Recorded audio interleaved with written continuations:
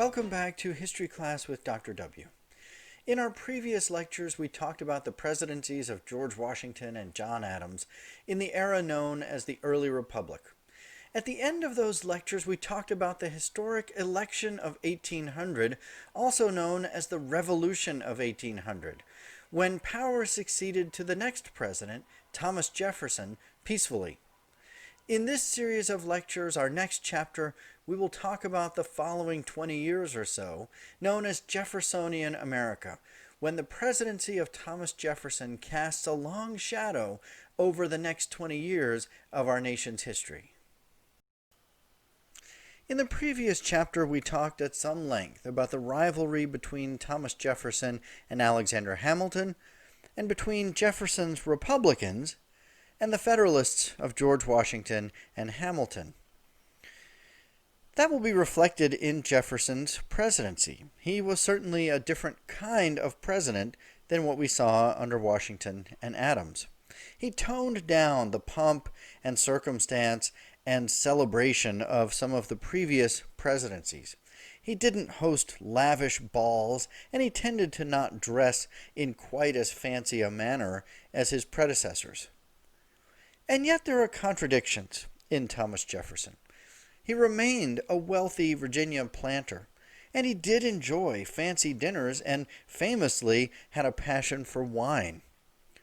He was extremely well-read and cherished education. He possessed a vast library and was curious about almost anything. He could converse on just about any topic. There is much to admire about Thomas Jefferson. Of course, he had written the Declaration of Independence. And yet, like all of our founding fathers, he is a complex figure. There are contradictions in Thomas Jefferson that have drawn the attention of historians and also drew much attention even during his presidency. Most notably, as I've mentioned, he was a wealthy Virginia planter, which meant, in the context of his day, that Jefferson owned slaves. And in fact, he owned a considerable population of slaves, numbering as many as 150 slaves who were kept in poor conditions on his plantation. Most notorious was his relationship with one of his slaves named Sally Hemings. Sally Hemings was a nursemaid to his children who spent time with Thomas Jefferson in France when she was between the ages of 14 and 16 years old. During that period and beyond, it is accepted by most historians that Jefferson engaged in a sexual relationship with Hemings, which resulted in perhaps a number of children. She had 7 children total. This was the subject of much gossip in Jefferson's own day and has been the subject of much historical speculation in hindsight. But in recent years, DNA tests of generations of the legacy of both Jefferson and Hemings seem to prove that there is at least some genetic connection between the Jefferson line and the Hemings line, suggesting that Jefferson did bear children by Sally Hemings. Jefferson was widely attacked in the press for his relationship with Hemings and for the other sort of contradictions in his life and career. And this is representative of the partisan press we discussed in previous lectures, when such attacks on all number of politicians were not uncommon.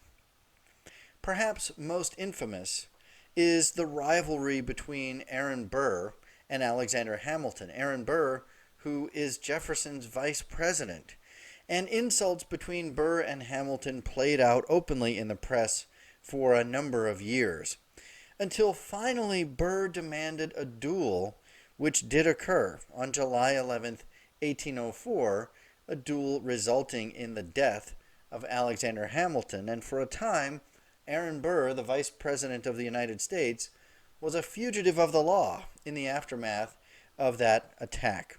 But this is all representative of an era in which honor played out openly in the press in the form of all kinds of attacks and insults apologies, accusations, and in some cases, violence and dueling.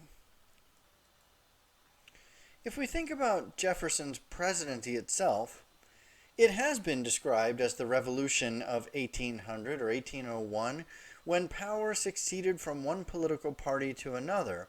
And as we discussed at the end of the previous chapter, this was a remarkable moment in history.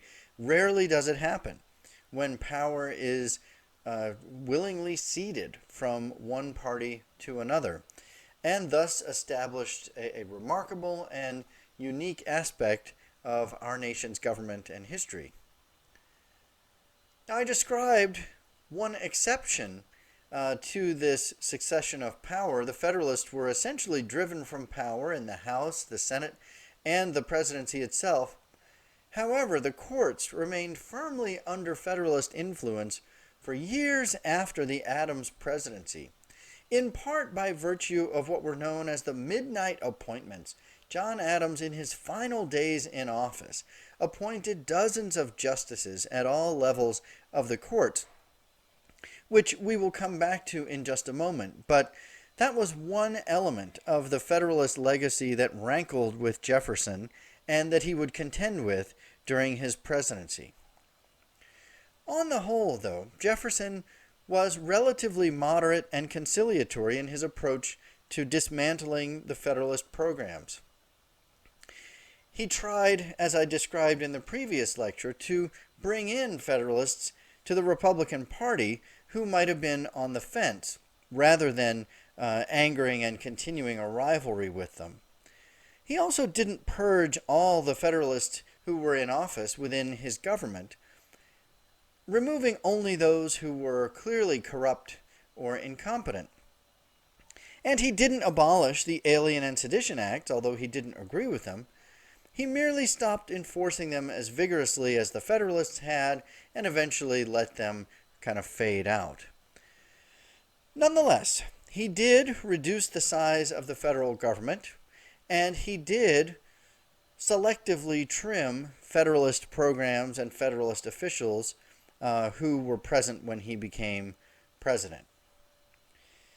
Now, let's address this idea of the courts as well, this lingering kind of burr in his side.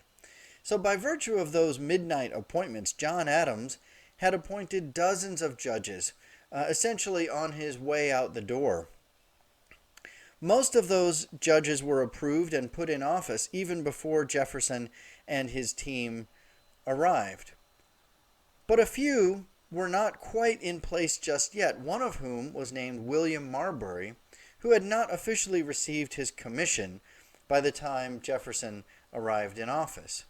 And Jefferson ordered that any of those remaining commissions not be delivered. So William Marbury sued the government for his seat on the courts. The Chief Justice of the Supreme Court, John Marshall, ruled that Congress did not have the authority to write the Judiciary Act under which those appointments were made, and thus it was unconstitutional.